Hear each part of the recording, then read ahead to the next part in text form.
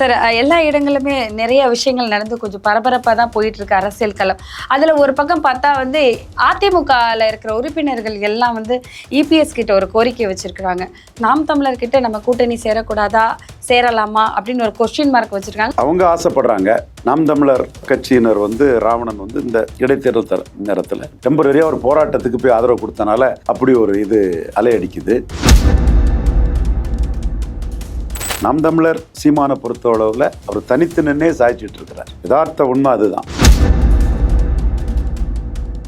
சீமான் வரும்போது 1.1 தான் வந்தார். தனிச்சே நிற்கிறதுனால அவருக்கு மதிப்பு மரியாதை கூடி இன்னைக்கு 8.2 வந்துட்டாப்ல. இதுல சீமான் ஜம்பிங்ல போறாருங்கிறத நான் மட்டும்தான் சொல்லியிருக்கிறேன்.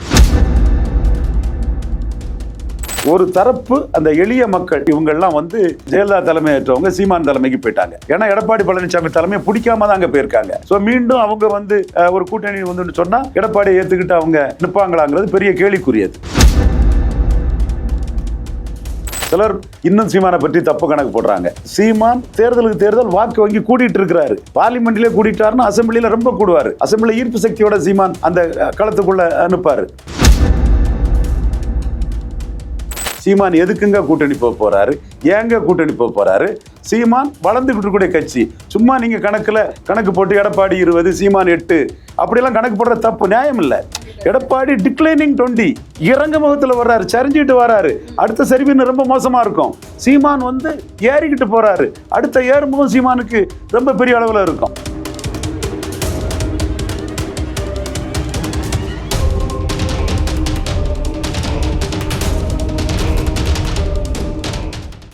வணக்கம் சார். வணக்கம் நாச்சியார். சார், எல்லா இடங்களுமே நிறைய விஷயங்கள் நடந்து கொஞ்சம் பரபரப்பாக தான் போயிட்டு இருக்கு அரசியல் களம். அதில் ஒரு பக்கம் பார்த்தா அதிமுகவில் இருக்கிற உறுப்பினர்கள் எல்லாம் இபிஎஸ் கிட்ட ஒரு கோரிக்கை வச்சிருக்கிறாங்க. நாம் தமிழர் கிட்ட நம்ம கூட்டணி சேரக்கூடாதா, சேரலாமா அப்படின்னு ஒரு கொஸ்டின் மார்க் வச்சிருக்காங்க. அதை நீங்க எப்படி பாக்குறீங்க சார்? அவங்க ஆசைப்படுறாங்க. நாம் தமிழர் கட்சியினர் ராவணன் இந்த இடைத்தேர்தல் நேரத்தில் டெம்பரரியா ஒரு போராட்டத்துக்கு போய் ஆதரவு கொடுத்தனால அப்படி ஒரு இது அலையடிக்குது. நாம் தமிழர் சீமானை பொறுத்தளவில் அவர் தனித்து நின்னே சாய்ச்சிட்டு இருக்கிறார். யதார்த்த உண்மை அதுதான். இப்போ விஜயகாந்த் களத்துக்குள்ளே வரும்போதே 8.3% ஓட்டில் வந்தார். கமல்ஹாசன் 3.7 வந்தார். அது 2 இதில் குறைஞ்சிட்டாரு. அது வேறு விஷயம். மற்ற அண்ணன் வைகோ வரும்போதே ஒரு 6% வாக்கில் வந்தார். டாக்டர் ஐயா வரும்போதே வட தமிழகத்தில் 18% வந்தார். சீமான் வரும்போது 1.1 தான் வந்தார். தனிச்சே நிற்கிறதுனால அவருக்கு மதிப்பு மரியாதை கூடி இன்னைக்கு 8.2 வந்துட்டாப்ல. இதுல சீமான் ஜம்பிங்ல போறாருங்கிறத நான் மட்டும்தான் சொல்லியிருக்கிறேன். வேற எந்த அரசியல் விமர்சக சகோதரர்களோ யாரும் சொல்லலை. இப்போ எல்லாரும் அவங்க இஷ்டம் போல அவங்க ஆசைக்கு சீமான படைக்காக்கி பேசுறாங்க. அது நியாயம் இல்லைல்ல. அப்போ சீமான் மக்களவை தேர்தலில் 2 மடங்கு வாக்கு வந்தா சட்டமன்ற தேர்தலில் 3 மடங்கு வாக்கு வருவோன்னு நான் சொல்லியிருந்தேன். எலெக்ஷன் முன்னே நான் சொல்லியிருந்தேன். ரெட்ராஸ்பெக்டிவா எலெக்ஷன் முடிஞ்ச பிறகு நான் பேசல. அப்போ மக்களவை தேர்தலுங்கிறது அகாலிடலுக்கு பாதிக்கு கீழே போயிட்டாங்க. பகுஜன் சமாஜ் பார்ட்டி பாதிக்கு கீழே போயிட்டாங்க. பிஆர்எஸ் டிஆர்எஸ் அவங்க பாதிக்கு கீழே ரொம்ப கீழே போயிட்டாங்க. ஜேஜேபி தேவிலால் ஃபேமிலி ஆட்கள்லாம் ரொம்ப கீழே போயிட்டாங்க. ஏன் இந்தியா கூட்டணியிலையும் அல்லது என்டிஏலையும் இல்லாமல் ஆம் ஆத்மி கூட பஞ்சாபில் சட்டமன்றத்தோட ரொம்ப கீழே போயிட்டாங்க.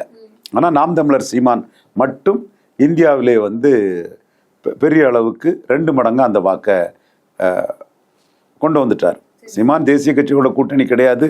தொங்கு சதைகள் தமிழ்நாட்டுக்கு பாஜகவும் காங்கிரஸும் தேவையில்லாத ஆணிகள்னு சொன்னால் கூட காங்கிரஸ் தலைமையும் பாஜக தலைமையும் கூட இதை உற்று நோக்கக்கூடிய அளவுக்கு சீமான் ஒரு பெரிய சாதனை மிகு வாக்கப்பட்டுட்டாப்புல. இதை தமிழ்நாட்டிலே சொன்னது நான் ஒருத்தன்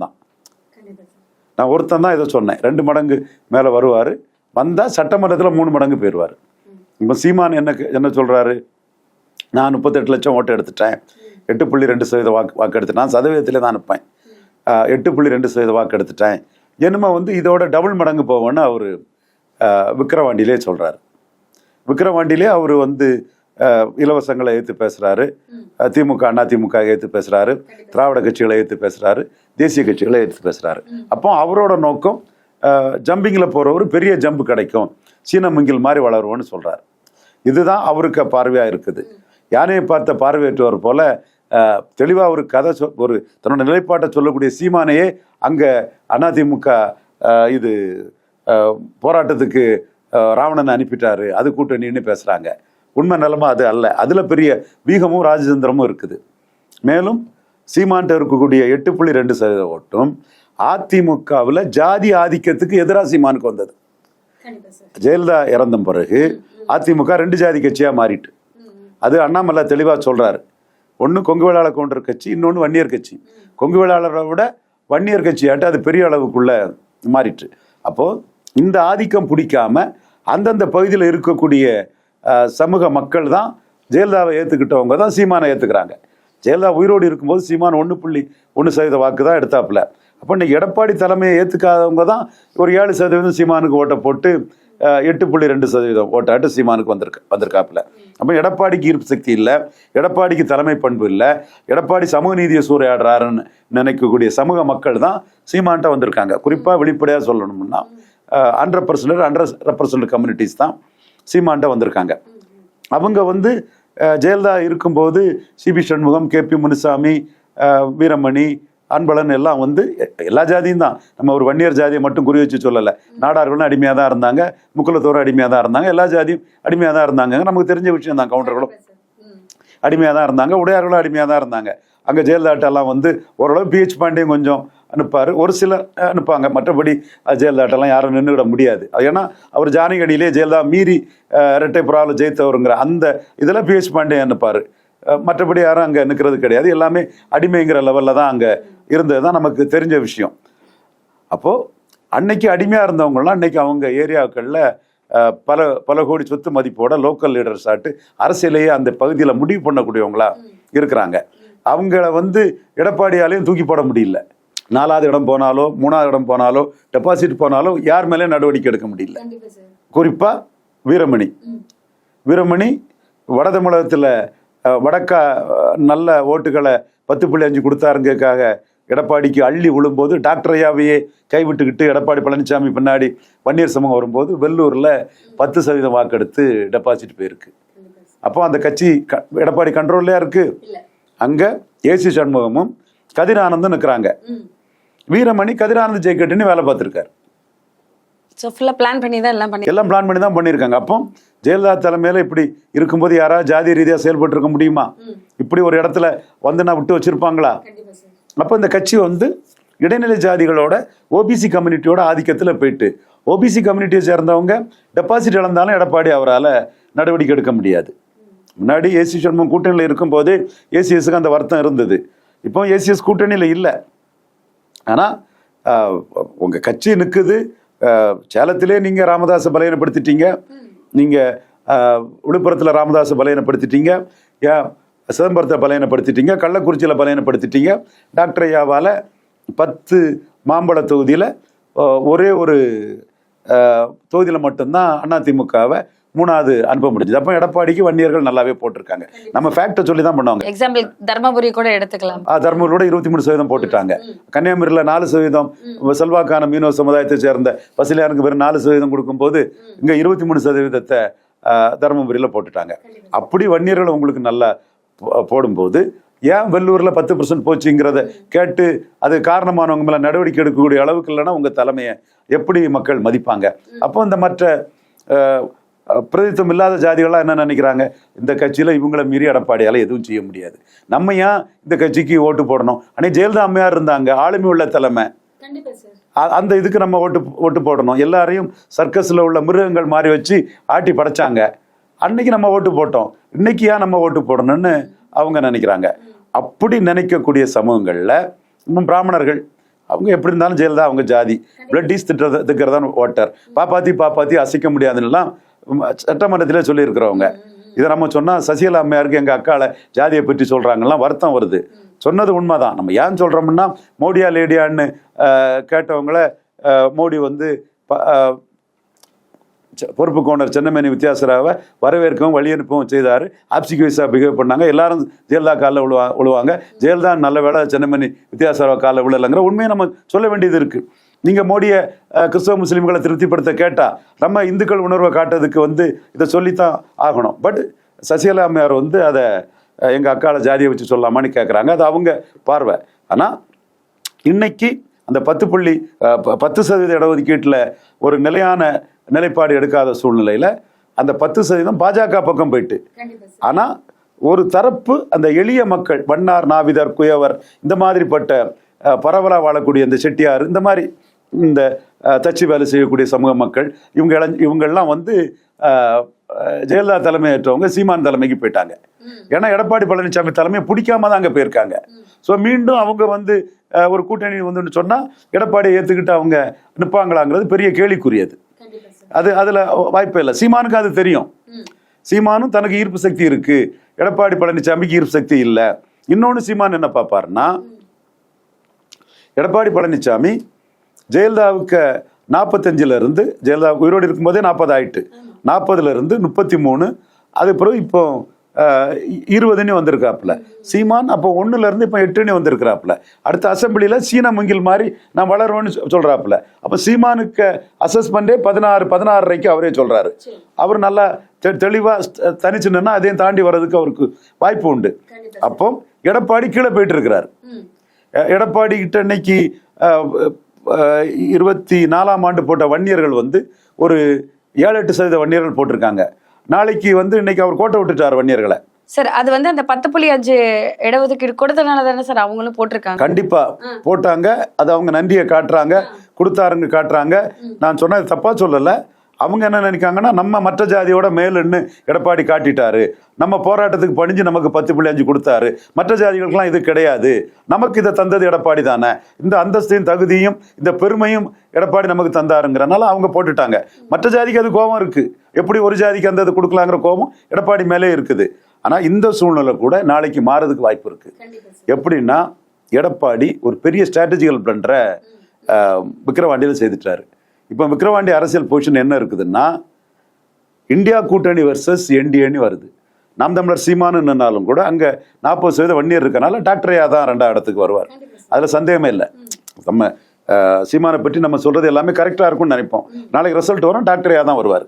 அப்போது களம் இப்படி ஆயிட்டு ஸ்டாலின் இந்தியா கூட்டணி தான் கொண்டு போறாரு. ஏன் திமுக கூட்டணின்னு கலைஞர் அன்னைக்கு சொல்லி, டிபிஎன்லாம் சொல்லி, திருமாவளவன் மத்திய அமைச்சர் ஆயிடக்கூடாது, வைகோ மத்திய அமைச்சரோடலாம் சதி பண்ணி கலைஞர் பொலிட்டிக்ஸ் பண்ணி தோத்தே போனார் ஜெயலலிதாட்ட.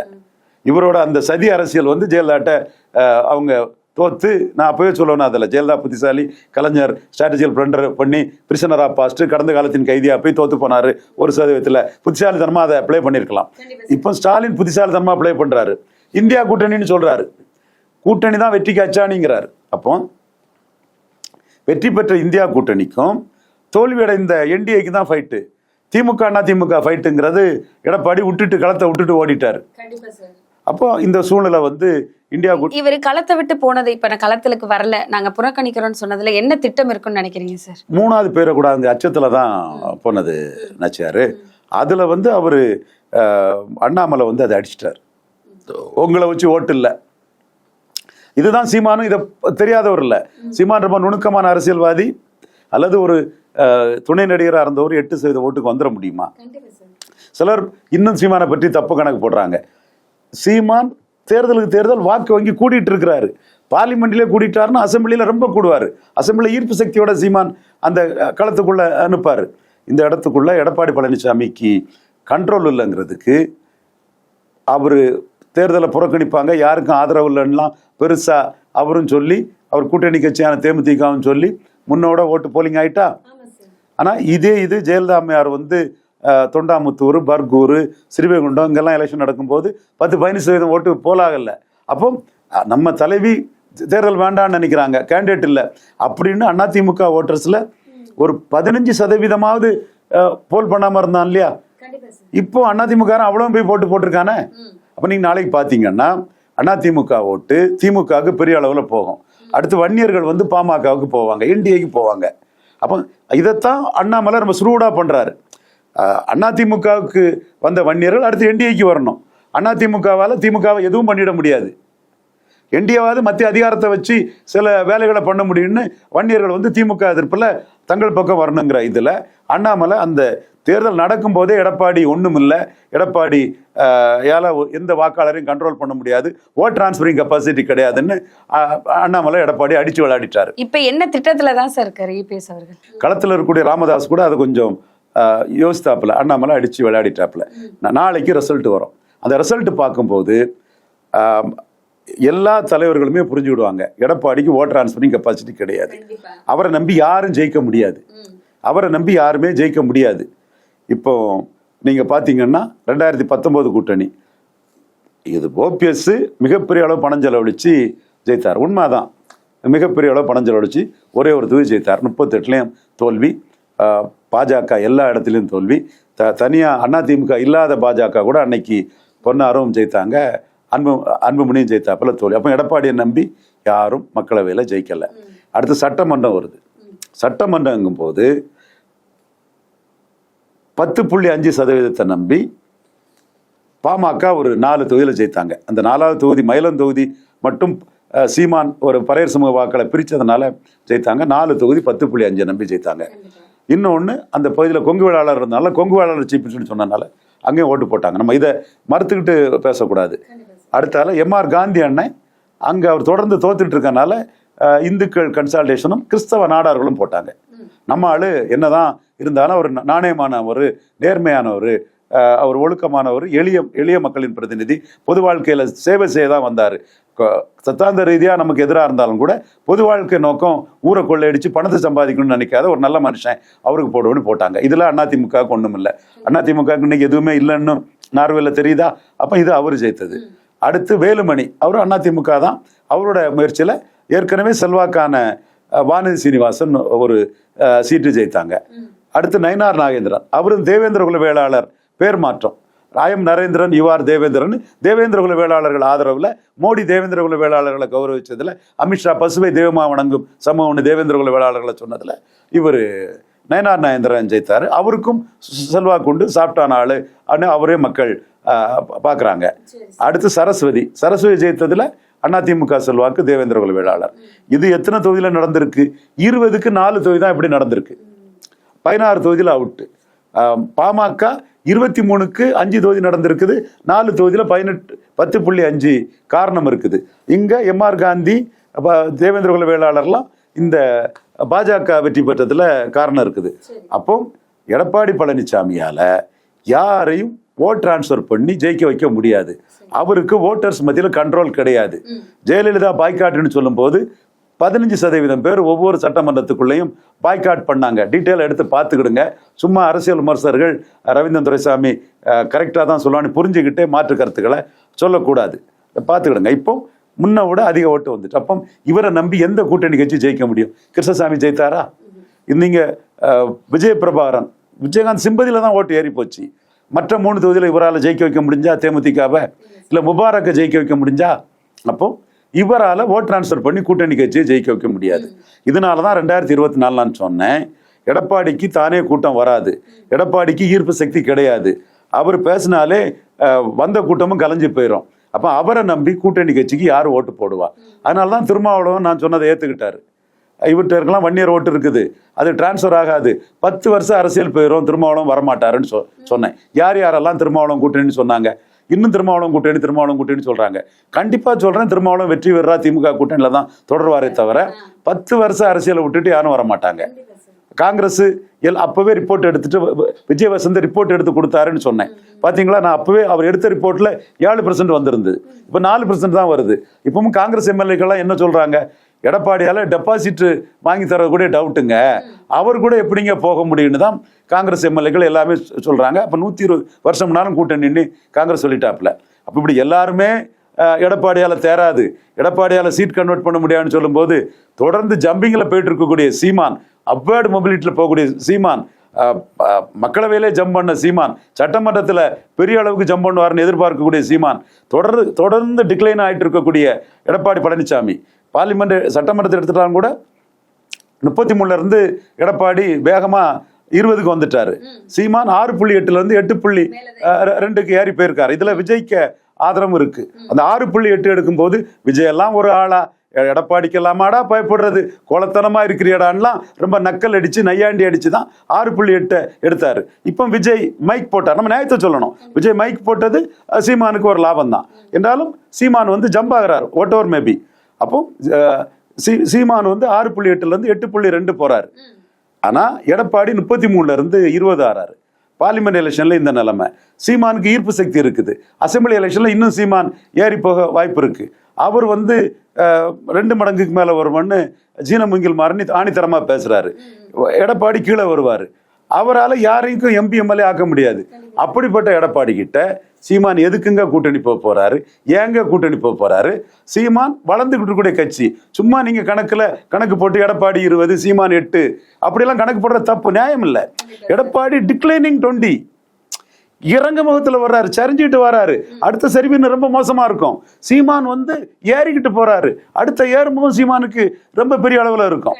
சோ இதெல்லாம் திட்டமிட்டு சீமான் வந்து ஒரு பெரிய சக்தியாட்டு, ஒரு தனித்துவ சக்தியாட்டு வளர்ந்துருவாருங்கிறதுக்காக திட்டமிட்டு பரப்பக்கூடிய வதந்திகள். இதுல வந்து எந்த உண்மையும் கிடையாது.